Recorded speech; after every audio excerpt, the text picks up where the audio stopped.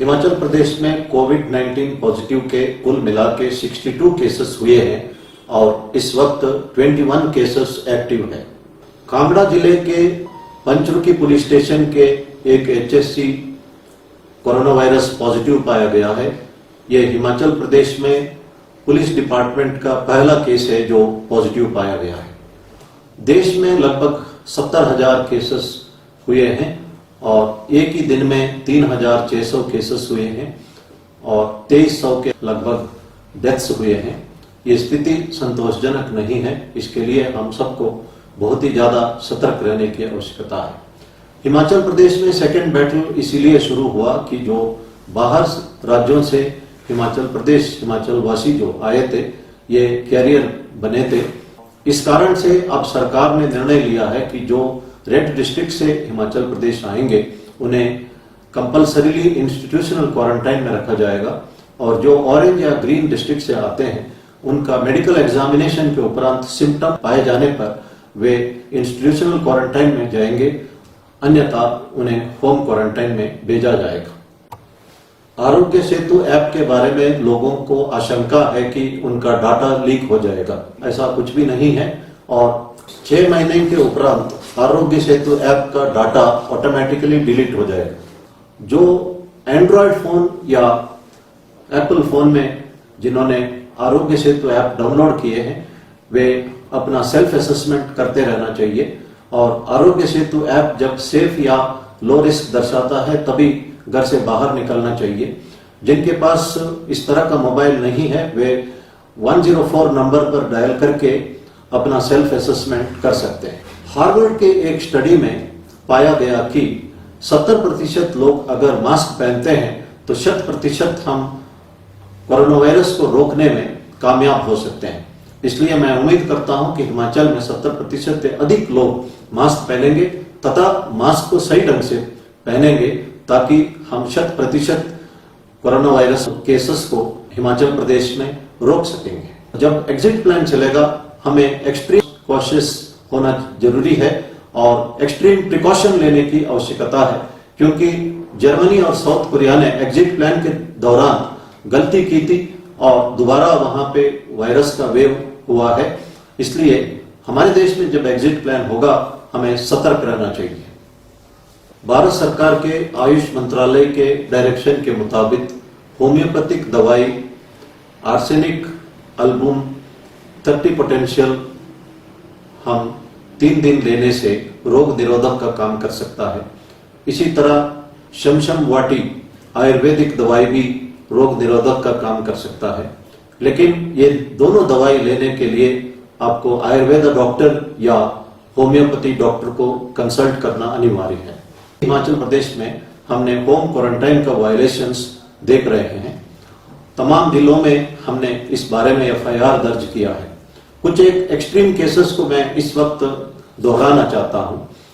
चंबा जिले में जो व्यक्ति वायरस का पॉजिटिव पाया गया था वो व्यक्ति अपने घर के अंदर अपनी बेटी को संक्रमित किया और बाहर पार्टी मनाते वक्त शराब पी रहा था और जिस कारण 2 और व्यक्ति संक्रमित हुए।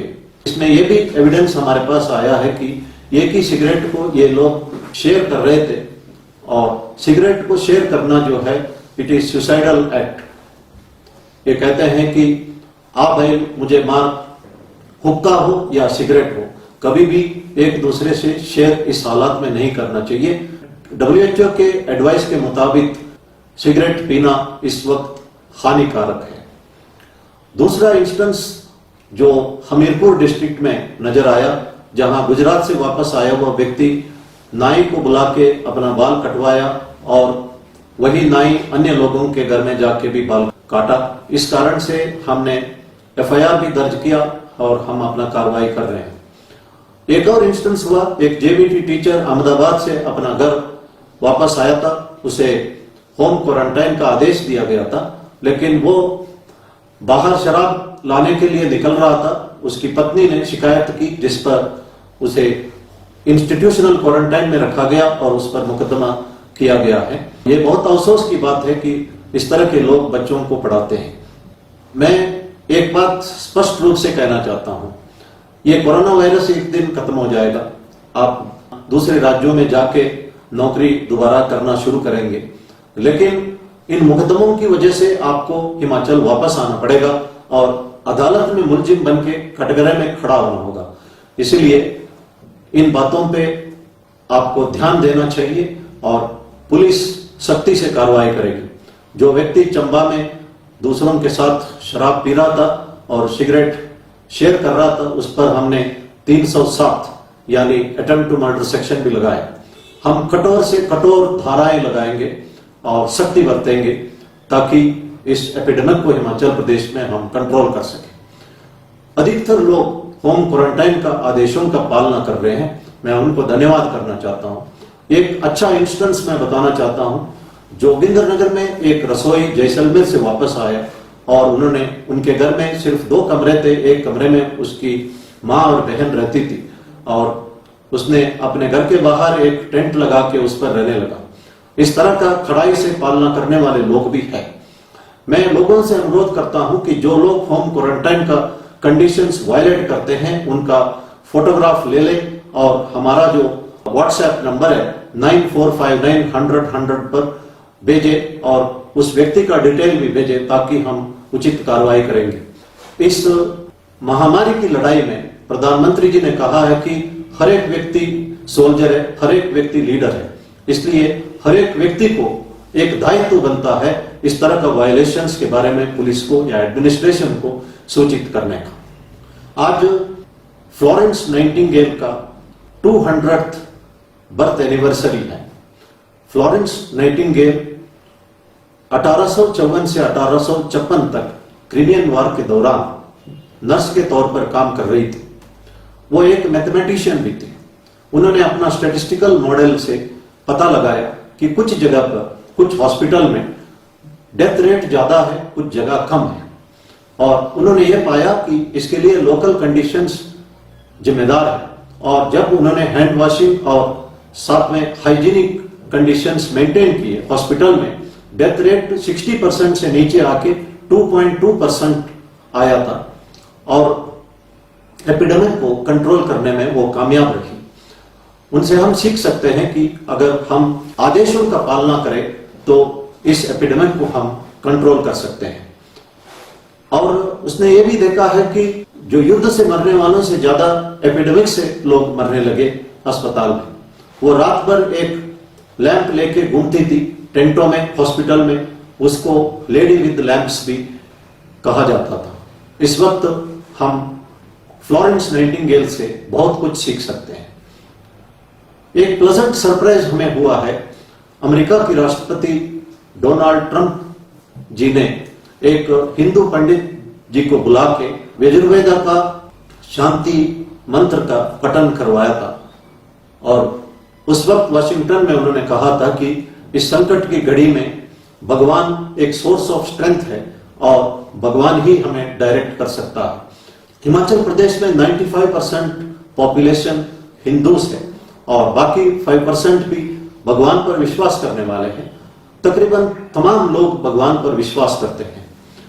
हम कन्नड़ में कहते हैं संकट बंदाग वेंकट रमण। जब संकट आता है तो भगवान वेंकट रमण का याद आता है। आदि शंकराचार्य जी ने कहा है कि गेयम गीत नाम सहस्रम देयम श्रीपति रूपम जस्रम नेयम सज्जन संगे चित्तम देयम दीन जनाय च वित्तम। उनका कहना है कि भगवान का सुंदर रूप हृदय में रखे, हमारे मन में या होठों से उनका नाम स्मरण करें और अच्छे लोगों का संपर्क रखे और अच्छे विचार मन में रखे और इसके लिए अच्छे किताब भी हम पढ़ सकते हैं और गरीबों का मदद करें, एक दूसरे का मदद करें। शंकराचार्य जी नामस्मरण और सत्संग और एक दूसरे का मदद करने में इस संस्कृत श्लोक में जोर देते हैं। नामस्मरण से हमारा थॉट, वर्ड्स और डीड्स प्यूरिफाई हो जाता है। भगवत गीता में कहते हैं भगवान कि जो व्यक्ति मृत्यु के आखिरी क्षण में मुझे याद करता है वो मेरे में लीन हो जाता है। इसलिए महात्मा गांधी जी आखिरी क्षण में कहा था कि हे राम राम, और वे भगवान में लीन हुए थे। उनका वो जो मन में जो है वही वो बोलते थे और जो बोलते थे उसी को करके दिखाते थे। इसलिए वो महात्मा कहा जाते थे। और ये आखिरी क्षण में इतना आसान से संभव नहीं है। जैसे ओलंपिक का एक दाविक को लगातार दौड़ना पड़ता बचपन से ही, उसी तरह लगातार प्रैक्टिस करने से ही आखिरी क्षण में हम भगवान को याद कर सकते हैं। भगवान का नाम में शक्ति है। कहा जाता है कि हनुमान जी का ताकत राम नाम से ही है। भारत रत्न पंडित भीमसेन जोशी जी एक कन्नड़ भजन गाते हैं, नीन्याको निन्ना हंगाको निन्ना नाम वंदितरे साको रंगा। इसका मतलब है कि एक कृष्ण का भक्त भगवान कृष्ण को कहता है कि तुम्हारी क्या जरूरत है, मैं क्यों तुम्हारे लिए एहसानमंद हूं, why should I take obligation from you, मेरे लिए तो तुम्हारा नाम ही काफी है। और इस तरह का कई इंस्टेंसेस भी इस भजन में है जहां पे भगवान का नाम से लोगों ने बेनिफिट पाया है। दुनिया भर में, हिंदुस्तान में भी लाखों लोग हैं जिन्होंने संकट में आखिरी क्षण में भगवान को याद किया और कुछ ना कुछ मिराकल उनके जिंदगी में हुआ है। इसीलिए भगवान को कहते हैं आपद बांधव। जब कोई नहीं है तो भगवान हमारी रक्षा करते हैं। हमारा स्ट्रेस, हमारा एंजाइटी और हमारा फियर जो है नामस्मरण से गायब हो सकता है। नामस्मरण एक पेन किलर का काम करता है, तो हम आराम से कष्ट को झेल सकते हैं। इसलिए महर्षि वेदव्यास जी ने कहा है कि कलयुग के लोग फॉर्चुनेट है क्योंकि नामस्मरण से ही वो सब कुछ पा सकते हैं। नामस्मरण जो है भगवान को समन करने का बराबर है। तो अगर हम लगातार उस भगवान को समन करते हैं, हम कभी गलत नहीं कर सकते हैं, हमेशा अच्छा काम ही करते रहेंगे। हिमाचल प्रदेश में हमारा सेकंड बैटल शुरू हुआ है। मैंने कहा था कि फेल्यूर इज नॉट फेटल। हमारे साथ भगवान है and we have the courage to fight and win this battle. धन्यवाद। जय हिंद।